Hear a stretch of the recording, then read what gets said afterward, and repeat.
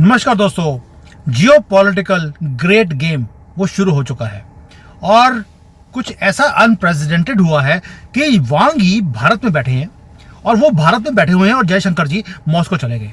पहले तो आप में से कई लोग मुझे पूछते हैं कि सर आप गाड़ी में बैठ के वीडियो बनाते क्यों हो? भैया जब मैं ऑफिस से जाता हूँ तो कई बार मुझे चार्जिंग करवानी पड़ती है गाड़ी की, उसके लिए मुझे आना पड़ता है। अब गाड़ी चार्ज हो रही है, मैं वीडियो बना रहा हूँ। लेकिन जो पिछले 48 घंटे में जो कुछ हुआ है, इतने डिप्लोमेटिक विजिट चल रहे हैं, यानी कि जियोपॉलिटिक्स फुल थ्रॉटल मोड के ऊपर है। क्यों बोल रहा हूं? क्योंकि यहां पर एक बहुत बड़ी बिगेस्ट स्ट्रेटेजिक गेम वो शुरू हो गई है जो भारत ने आज तक कभी खेली नहीं थी, आज हो रही है। जयशंकर जी अभी अभी लैंड कर गए हैं मॉस्को में और जब वांग ही भारत में है। ये हिस्ट्री में कभी नहीं हुआ, इंटरनेशनल डिप्लोमेसी के अंदर ये कभी नहीं हुआ कि एक आदमी जा रहा है, अभी उससे मीटिंग हो रही है और आप किसी और कंट्री में चले गए। इतना सिंक्रोनाइजेशन ये कभी कोइंसिडेंस नहीं हो सकता और इतनी सिंक्रोनाइजेशन भी कभी होती नहीं है। ये चेस प्ले की जा रही है एट द हाईएस्ट लेवल और भारत बहुत ही ज्यादा जिसको ऑडिशियस मूव्स हैं फॉर द लास्ट 100 ईयर्स में ऐसी मूव्स भारत ने नहीं करी हैं। अब इसको अंडरस्टैंड करने के लिए मैं कुछ हिस्ट्री की बातें बताऊंगा। 2021 दिसंबर 6, आपको याद होगा वो दिन जिस दिन हिस्ट्री लिखी गई थी। उस दिन क्या हुआ था कि व्लादिमीर पुतिन वो भारत आते हैं, वो फ्लाई करके आते हैं कुछ घंटों के लिए। पुतिन ने ऐसा काम कभी नहीं किया, रात को पहुंचे सुबह निकल भी गए। कुछ दिनों के लिए नहीं आए, कुछ घंटों के लिए आए। आप सोच के देखिए, हजारों किलोमीटर दूर से वो कुछ छोटी मोटी टॉक करने आए थे या आपको लगता है कि वो S-400 बेचने आए थे?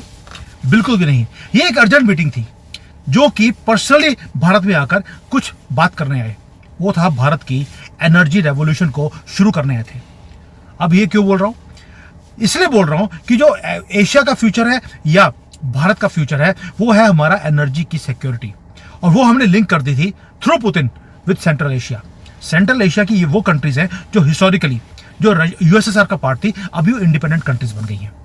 अब वो हिस्टोरिकल मीटिंग के अंदर पुतिन और मोदी जी ने बात क्या करी? उन्होंने फाउंडेशन को ले किया for something much more powerful. हमने बात किया कि हमारा डायरेक्ट एक्सेस चाहिए सेंट्रल एशिया की एनर्जी का थ्रू अफगानिस्तान। अब बोलेंगे अफगानिस्तान, उसका तो बॉर्डर हमारे भारत से लगता नहीं है। लगने वाला है, चिंता मत कीजिए, उसके ऊपर भी बात करेंगे। आप सोच के देखिए, अफगानिस्तान वो कंट्री है जिसको पूरे वर्ल्ड ने राइट ऑफ कर दिया एज अ फेल्ड कंट्री, और सडनली वो भारत की सिक्योरिटी का चाबी बन जाती है ताकि हमें कनेक्ट करेगा सेंट्रल एशिया की तरफ। कैसे? बाद में बताता हूं। अब आते हैं पुतिन। पुतिन पहले भारत आए, भारत के बाद यूक्रेन का वॉर शुरू हुआ और यूक्रेन के वॉर के बाद जून 2022 में, अभी सिर्फ 6 महीने हुए थे जब मोदी जी से मीटिंग की है भारत में। पुतिन चाहते हैं फर्स्ट फॉरेन ट्रिप। कहां पर? सेंट्रल एशिया में। वो बीजिंग नहीं गए, वो कहीं नहीं गए, लेकिन सेंट्रल एशिया में जाते हैं तजाकिस्तान और तुर्कमेनिस्तान। अब जाके प्लीज, मेरे पास सारे लिंक्स हैं, मैं डिस्क्रिप्शन में डाल दूंगा। कुछ बुद्धिजीवी लोग हैं वो बोलते सर प्रूफ कितने है, वो प्रूफ मैंने डाल दिया, उसमें देख लेना। अब ये वही कंट्रीज हैं जो कि की हैं to energy corridor to Bharat, और भारत अपनी डिपेंडेंसी इन कंट्रीज के ऊपर बढ़ाता जा रहा है। अब उसके बाद आता है मास्टर स्ट्रोक के ऊपर, जो कई लोगों ने नोटिस किया नहीं होगा। वर्ल्ड अभी बिजी था यूक्रेन वॉर में, भारत ने क्वाइटली एक एनर्जी कॉन्ट्रैक्ट साइन कर लिया which is the biggest and most important in the history of Bharat. आपको मालूम है तापी पाइपलाइन प्रोजेक्ट हमने साइन किया हुआ है। तुर्कमेनिस्तान, अफगानिस्तान, पाकिस्तान, इंडिया, इसके बीच में से एक पाइपलाइन वो भारत आएगी। 33 billion cubic metres of natural gas हर साल भारत में आनी है। इसका मतलब है कि भारत को मिडल ईस्ट के जो ये दादे हैं ऑयल का, गैस का, इसके ऊपर डिपेंडेंट और इनके हाथों से ब्लैकमेल होने की जरूरत नहीं है। लेकिन भारत को मालूम है कि ये पाइपलाइन कभी पूरी नहीं होगी, क्योंकि पाकिस्तान के बीच में से भारत पाइपलाइन आ जाए, ये हो नहीं सकता। उसमें से गैस आनी है और पाकिस्तान के पेट में से गैस निकलनी शुरू हो जाएगी। इसलिए हमने ऑल्टरनेटिव निकाल दिया कि ये पाइपलाइन पाकिस्तान से नहीं, अफगानिस्तान से भारत, नॉर्थ से। बात करूंगा उसके ऊपर भी कैसे आएगी। अब इसके बाद आते हैं, एक काम और किया भारत ने, जो यूरेनियम के कॉन्ट्रैक्ट है अभी अभी हमने उज्बेकिस्तान के साथ हमने साइन कर लिए, उसके साथ यूरेनियम का कॉन्ट्रैक्ट साइन किया है। साथ में हमने रशिया की न्यूक्लियर प्लांट्स के ऊपर भी हमने साइन कर दिया कि न्यूक्लियर प्लांट्स भारत में रशिया बना कर देगा। क्या ये कोइंसिडेंस है?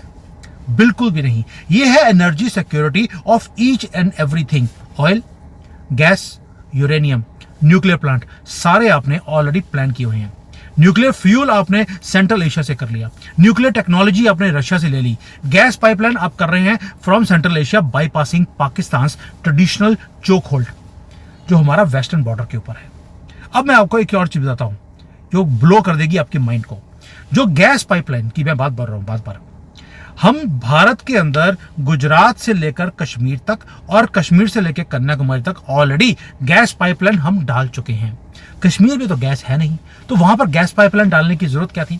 उसका मतलब है कि भारत के अंदर हम ऑलरेडी इंफ्रास्ट्रक्चर क्रिएट कर चुके हैं up to Jammu and Kashmir, ready to receive the central Asia gas. समझे? ये कोई प्लानिंग ओवरनाइट नहीं हुई है, इसके ऊपर पिछले 7-8 साल से लगातार काम चलता जा रहा है और बैक स्टेज के ऊपर ये सारे काम हो रहे हैं और प्लॉट और भी ज्यादा थिक होता है। और ड्रामेटिकली 3 दिन पहले समथिंग अनप्रेसिडेंटेड हैपेंड। पाकिस्तान का जो आसिम मुनीर है, फेल्ड जनरल, वो फ्यूरियस था, उसने गुस्सा निकाला तालिबान के ऊपर कि भाई आपको हमने पाला, आपको 20 साल हमने खाना खिलाया, आपके लोगों को हमने भारत में रखा और आपने सडनली भारत के साथ कॉपरेशन करना शुरू कर दिया है, कोऑर्डिनेट करना शुरू कर दिया है इंस्टेड ऑफ पाकिस्तान। ये वही तालिबान है जिसे पाकिस्तान को लगता था कि वो कंट्रोल कर रहे हैं और वो कभी भी तालिबान के लोगों को भारत के खिलाफ खड़ा कर सकते हैं। और आज वो तालिबान वाले भारत के साथ मिलकर वो अपना फ्यूचर देखते हैं और यहीं पर ज्योग्राफी बिकम्स डेस्टिनी। अगर भारत को सेंट्रल एशिया को एक्सेस करना है तो हमें अफगानिस्तान बहुत बड़ी कड़ी है भाई। पीओके से अफगानिस्तान के ऊपर से हम सेंट्रल एशिया पहुंच सकते हैं।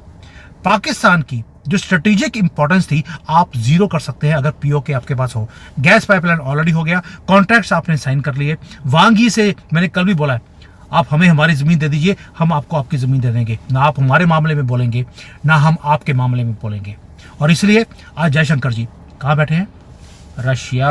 आफ्टर टॉकिंग टू वांग यी, भारत का जो ट्रेड रूट्स है वो डायरेक्टली रन कर सकते हैं Afghanistan to Uzbekistan, Tajikistan, Turkmenistan. और Pakistan becomes irrelevant in this whole great game. बस उस पर एक ही अरोड़ा है, पत्थर है, वो है पीओके। जिस मोमेंट हमने पीओके के ऊपर अपना दावा पूरा ले लिया और हमने इंप्लीमेंट कर दिया, वो भी बताऊंगा कैसे कर रहे हैं हम लोग। जिस दिन हमारा ये हो गया उस दिन डायरेक्ट एक्सेस हमारा सेंट्रल एशिया की जो एनर्जी के ट्रेड रूट्स हैं उसको बन जाएगा और पूरी की पूरी स्ट्रेटेजिक इक्वेशन वो चेंज हो जाएगी कंप्लीटली एंड फॉर एवर। हमारी जो डिपेंडेंसी है सप्लाई चेन्स के ऊपर, ये मिडिल ईस्ट वाली, वो डिसअपेयर हो जाएगी और हमारा जो इकोनॉमिक लीवरेज है वो भी मल्टीप्लाई होता है। इसलिए जो तेजी है वो तेज हो गई। कैसे बोल रहा हूं? अभी आज एक बॉम्बशेल डेवलपमेंट हो रही है पार्लियामेंट के अंदर। क्रूशियल बिल एक लेके आ रहे हैं अमित शाह जी, वो है to reduce the powers of JNK chief minister. अगर कभी भी सीएम को एंटी इंडिया एक्टिविटीज करते हुए दिखाई दिया, उग्रवादियों के साथ खड़े होते हुए रोते हुए दिखाई दिया, तो इमीडिएटली एक्शन लिया जाएगा, उसको जेल कर दी जाएगी। ये एडमिनिस्ट्रेटिव रिफॉर्म्स आप लेके आ रहे हैं आज। क्यों किया जा रहा है? क्योंकि आपको मालूम है जैसे ही हमने पीओके के ऊपर चढ़ाई करनी है या युद्ध करना है, इमीडिएटली ये खड़े हो जाएंगे, नहीं नहीं नहीं, हमारे तो मुसलमान भाई, ये सुअर, इनको आप मार रहे हो, ये अच्छी बात नहीं है। आपने ये बोला नहीं और आपको जेल हुई नहीं। सोच के देखिए टाइमिंग। वांग यी भारत में आते हैं, डिस्कस करते हैं हमारे साथ एनर्जी कॉर्पोरेशन की कि आप भी तेल खरीदते रहो रशिया से, हम भी करते रहेंगे। प्लस सेंट्रल एशिया के अंदर भी उन्होंने पार्टनरशिप ऑफर कर दी कि हम तो वहां पे हैं ही हैं, आप भी आ जाइए, कोई दिक्कत नहीं है। उसके बाद वो प्रधानमंत्री मोदी को मिलते हैं पर्सनली। ये कभी होता नहीं है कि एक एफएम दूसरे कंट्री के प्रधानमंत्री को मिले, एफएम को मिलता है। लेकिन यहां पर अभी मीटिंग होती है मोदी जी के साथ और within 1-2 hours Jaishankar ji fly करते हैं मॉस्को। इतनी कोऑर्डिनेशन ये कभी भी रूटीन डिप्लोमेटिक एक्सचेंजेस में नहीं होती है, यानी कि समथिंग बिग इज कुकिंग। और Russia finds itself in a unique position. Western sanctions already Moscow के ऊपर लगी हुई हैं। उस सैंक्शंस के कारण रशिया भारत और चाइना के और ज्यादा करीब आ गया। लेकिन यहां पर एक कैच है, रशिया को भारत की मार्केट चाहिए फॉर इट्स एनर्जी एक्सपोर्ट्स, उसको भारत की मैन्युफैक्चरिंग कैपेबिलिटीज भी चाहिए, उसे भारत का फाइनेंशियल सिस्टम भी चाहिए वेस्टर्न सैंक्शंस को बाईपास करने के लिए। चाइना रशिया का बहुत बड़ा स्ट्रेटेजिक पार्टनर है, लेकिन रशिया चाइना को ट्रस्ट नहीं करता। एंड सेकेंडली, चाइना वो सारा कुछ प्रोवाइड नहीं कर सकता रशिया को जो रशिया चाहिए। और इसलिए भारत ने भी मास्टर स्ट्रोक के ऊपर मास्टर स्ट्रोक वो करने शुरू कर दिए। अपने आप को पोजीशन ऐसे कर लिया कि भाई एक तो रशिया का हम रिलायबल पार्टनर है, ऊपर से सेंट्रल एशिया एनर्जी प्रोजेक्ट्स के अंदर भी हम रशिया और भारत मिलकर हम ये चीजों को एक्सप्लॉइट कर सकते हैं। यानी कि हम अपने एनर्जी फ्यूचर को सिक्योर कर रहे हैं, लेकिन हमने अपनी पार्टनरशिप विद रशिया उसको भी स्ट्रांग कर लिया है। एंड वी आर इंश्योरिंग कि Russia remains committed to Indian strategic interest. तो उसका इंटरेस्ट हमने पहले रखा अपना बात में, और इसलिए बोल रहा हूं हमारी पोजीशन जो कश्मीर में है और जो कंसर्न है चाइनीज एग्रेशन का, उसको अगर कोई सपोर्ट करता है हमेशा वो रशिया करता है। इसलिए हमने रशिया को पाले में रखा हुआ है। और बार बार जो अजीत डोभाल जी कहाँ जाते हैं? रशिया। जयशंकर जी कहाँ जा रहे हैं? रशिया। अब आपको समझ आएगा कि ये पूरा का पूरा पिक्चर है। Tapi pipeline already gas Turkmenistan से अफगानिस्तान, अफगानिस्तान से भारत आएगी। यूरेनियम आपने उज्बेकिस्तान से सिक्योर कर लिया अपने न्यूक्लियर फ्यूल की सप्लाईज के लिए। और रशियन पावर प्लांट्स आपने ऑलरेडी क्लीन एनर्जी टेक्नोलॉजीज यहां पर लेके आने की बात बोलती है। प्राइवेट सेक्टर को भी बोल दिया कि भैया आपको डील करना है, आप अमेरिका से जो स्मॉल रिएक्टर्स होते हैं, न्यूक्लियर रिएक्टर्स, आप वहां से इंपोर्ट कीजिए। गवर्नमेंट ऑफ भारत रशिया से न्यूक्लियर प्लांट को इंपोर्ट करेगी। आपने रशियन टेक्नोलॉजी भी ले ली और अमेरिका जो लेटेस्ट टेक्नोलॉजीज है वो भी ले लिया।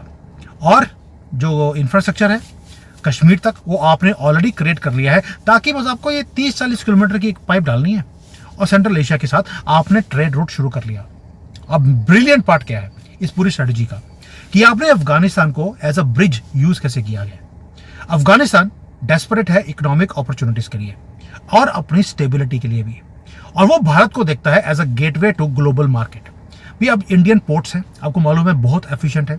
हम 0.9 डेज में, यानी कि एक दिन में भी से भी कम में हम एक शिप आती है उसको खाली करके भर के हम भेज देते हैं। We are more efficient than China, America, Europe और इवन सिंगापुर। ये हालत है। और अफगानिस्तान वो चाहता है कि उसके जो गुड्स हैं वो सारे साउथ ईस्ट एशिया में, अफ्रीका में वहां पर बेचे जाएं, लेकिन वो खुद कर नहीं सकते क्योंकि उनके पास सी पोर्ट नहीं है। लेकिन वो भारत के थ्रू हम कर सकते हैं। चाबहार पोर्ट ऑलरेडी हमारे पास है, अफगानिस्तान से चाबहार पोर्ट हमारे पास है। We can take their goods and sell it to all over world. Afghanistan को हमने बहुत पावरफुल एक इंसेंटिव दे दिया। अगर आप हमारे साथ फ्रेंडली रिलेशन रखोगे, बेशक पाकिस्तान आपको यूज करना चाहता है, आपको चाहता है कि भारत के खिलाफ किया जाए, लेकिन तालिबान ने क्या किया? तालिबान ने, उनकी इमेज बेशक हो कि उग्रवादी है, लेकिन वो अपॉर्चुनिटीज भी हैं। वो अंडरस्टैंड करते हैं कि पाकिस्तान की इकोनॉमी डूबी पड़ी है। पाकिस्तान अफगानिस्तान को कुछ भी ऑफर नहीं कर सकता, ना तो इकोनॉमिक अपॉर्चुनिटी देगा जो भारत दे सकता है, ना ही पाकिस्तान के पोर्ट्स वो इतने ज्यादा इनएफिशिएंट है और कंजेस्टेड है कि वो अफगानिस्तान की चीजों को लेकर दुनिया में बेच नहीं सकते। वैसे भी पाकिस्तान के ऊपर कोई विश्वास करता नहीं है। भारत के पोर्ट स्पेशली चाबहार, जैसे मैंने बोला, जो कि बिल्कुल अफगानिस्तान के नीचे लगता है, डायरेक्ट एक्सेस मिलता है उनको ग्लोबल शिपिंग लेन्स के लिए। इसलिए भारत के साथ उन्होंने हाथ जोड़ लिया। अब मैंने पहले बोला वो अपॉर्चुनिटीज हैं, वो उग्रवादी नहीं रहे अब। और ये एक्सप्लेन करता है कि क्यों पाकिस्तान की जो एस्टेब्लिशमेंट है आज पैनिक कर रही है। पूरी स्ट्रेटेजिक कैलकुलस जो है आपने चेंज कर ली, क्योंकि उनका जो कैलकुलस था वो था कि हम अफगानिस्तान को कंट्रोल करेंगे और अफगानिस्तान हमें कश्मीर लेकर देगा। और भारत ने क्या किया? उसी को लीवरेज यूज कर लिया पाकिस्तान के खिलाफ। और पाकिस्तान आज इकोनॉमिक प्रॉस्पेरिटी को चूज कर रहा है थ्रू इंडियन पार्टनरशिप, ना कि पाकिस्तानी डिपेंडेंस। और पाकिस्तान की जो स्ट्रेटेजिक इंपॉर्टेंस थी अफगानिस्तान के ऊपर, जीरो। जैसे ये लोग जीरो हैं वैसे ही इनकी इंपॉर्टेंस भी अब जीरो हो गई है। अब डॉट्स को अब जोड़िए सारे to understand what's really happening. Jaishankar ji की इमरजेंसी मीटिंग मॉस्को में, ये कोई सिंपल बायलैटरल ट्रेड रूट नहीं की बात करने हम नहीं गए हैं, ना ही कोई डिप्लोमेटिक कंसल्टेशन हम लेने गए हैं। We are going there to finalize something huge. वो है next phase of central Asian energy corridor. China से ऑलरेडी अप्रूवल आ गया है। चाइना का बहुत बड़ा स्टेक है सेंट्रल एशिया में। We have taken that leverage. यानी कि हम अब रशियन सपोर्ट लेकर हम भारत का जो एक्सपेंडिंग रोल है सेंट्रल एशियन जियो पॉलिटिक्स के अंदर, उसके अंदर एंटर कर रहे हैं। वांग यी की विजिट जो भारत में है वो जिसको बोलते हैं it was followed immediately by Jaishankar visit to Moscow. ये सजेस्ट करता है कि जो मेजर पावर्स हैं वो रीपोजिशन कर रही है अपने आप को for a new reality. China भी रियलाइज करता है कि बेल्ट एंड रोड इनिशिएटिव को अगर एक्सपेंड करना है, आपको भारत को एकोमोडेट करना पड़ेगा, स्पेशली इन सेंट्रल एशिया। ये सारा गैस, ये सारे मिनरल्स अकेला चाइना नहीं खा सकता, हम खाने भी नहीं देंगे, लेकिन मिलकर हम सारे चीज़ों को एक्सप्लॉइट कर सकते हैं। रशिया भी अंडरस्टैंड करता है कि अगर उसको भी एनर्जी एक्सपोर्ट्स कर रहे हैं, उसे भारत की मार्केट भी चाहिए और भारत का फाइनेंशियल सिस्टम भी चाहिए। इंप्लीकेशंस स्टैगरिंग है। भारत अगर सक्सेसफुली अपने आप को एस्टेब्लिश करता है direct energy source from Moscow central Asia to Bharat, ऐसा ट्रेड लिंक बनेगा जो थ्रू अफगानिस्तान की पूरे रीजन का जो बैलेंस है वो चेंज होगा। और अफगानिस्तान के अंदर से अगर पाइपलाइन आएगी तो उनको भी फायदा होगा, उनको पैसे मिलेंगे उसके। और पाकिस्तान की जो लीवरेज है, कभी कश्मीर के ऊपर और कभी अफगानिस्तान के ऊपर, अंडा जीरो कर दी है। और जो चाइना की एबिलिटी थी कि भारत के ऊपर प्रेशर डालने की through economy and other things, वो भी कम होती जा रही है क्योंकि चाइना खुद वीक हो रहा है। मिडिल ईस्ट के जो कार्टल्स है वो अपनी ग्रिप भारत के एनर्जी पॉलिसी के ऊपर जो ग्रिप थी उनकी, वो डिक्टेट करते थे टर्म्स हमारे ऊपर, वो भी खत्म कर रहे हैं हम लोग। सो ये ऐसा मास्टर स्ट्रोक है दोस्तों, ये सिग्निफिकेंट चीजें हैं जो पावर प्ले चल रहा है, कोई बात नहीं कर रहा है इसके ऊपर। ये वो स्ट्रेटजी है जहां पर आप rich, super rich resource area है सेंट्रल एशिया का, जो इनके पास गैस है लेकिन बेच नहीं सकते क्योंकि उनके पास सी नहीं है। आपके पास अगर पाइपलाइन आती है, you can even become exporter of their gas and oil through your ports. दूसरी बात, हमने अमोनिया के ऊपर भी काम करना शुरू कर दिया। दुनिया की सबसे पहली जो अमोनिया की शिप्स हैं जो अमोनिया के ऊपर चलेंगी एज अ फ्यूल, वो हमने क्रिएट करना शुरू कर दिया है। अभी गैस आई नहीं है, अमोनिया के प्लांट लगने शुरू हो गए हैं। और ये अमोनिया कहां से बनता है? गैस से। क्या आपको लगता है कि कतर से गैस लेकर हम अमोनिया बनाएंगे और उसके बाद हम शिप्स के अंदर यूज कर सकते हैं? बिल्कुल भी नहीं। आकि आपने 10 कदम आगे की ऑलरेडी सोची हुई है। मैंने इसके ऊपर डिटेल में वीडियो बनाया था, उसके ऊपर डिटेल्स में अभी मैं नहीं जाऊंगा। लेकिन अभी हम ना पाकिस्तान के ऊपर डिपेंडेंट हैं, ना पाकिस्तान के ऊपर या ना चाइनीज के ऊपर। अब हमने ऑल्टरनेट ढूंढने शुरू कर दिए हैं।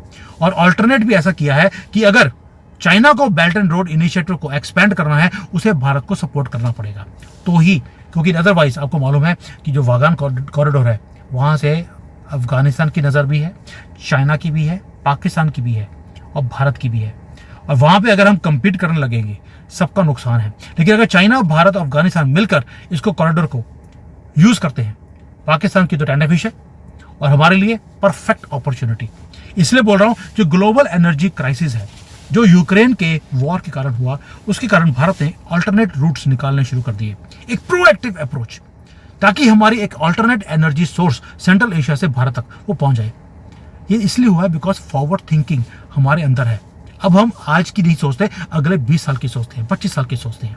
और ये स्ट्रेटजी अलाइन करती है perfectly with India's act east and connect central Asia with Bharat. हम ऑलरेडी काम कर रहे हैं कितने सालों से। जब हमने 2019 में हमने ये काम किया था, एब्रोगेशन ऑफ 370, आप सोच के देखिए क्या हुआ था। सेंट्रल एशिया के जितने मिनिस्टर्स हैं वो भारत बैठे हुए थे, एनर्जी कनेक्टिविटी की बात कर रहे थे कि उनको मालूम था आपने अगर 370 के बाद पूरे कश्मीर को भारत का पूरा पार्ट बना लिया है, अब आप पीओके लेकर रहेंगे। और उनका अगर सेंट्रल एशिया की एनर्जी रिसोर्सेज भारत के साथ जुड़ती हैं, उनका भी फायदा है, क्योंकि भारत एक बहुत बड़ी एक इकोनॉमी है। हमारी एनर्जी रिक्वायरमेंट्स बढ़ती जा रही हैं। यानी कि आज अगर हमें एक एग्जांपल दे रहा हूं, 1 मिलियन बैरल्स चाहिए, कल को ये 5 billion barrels, 10 billion barrels, million barrels हर रोज के चाहिए होंगे।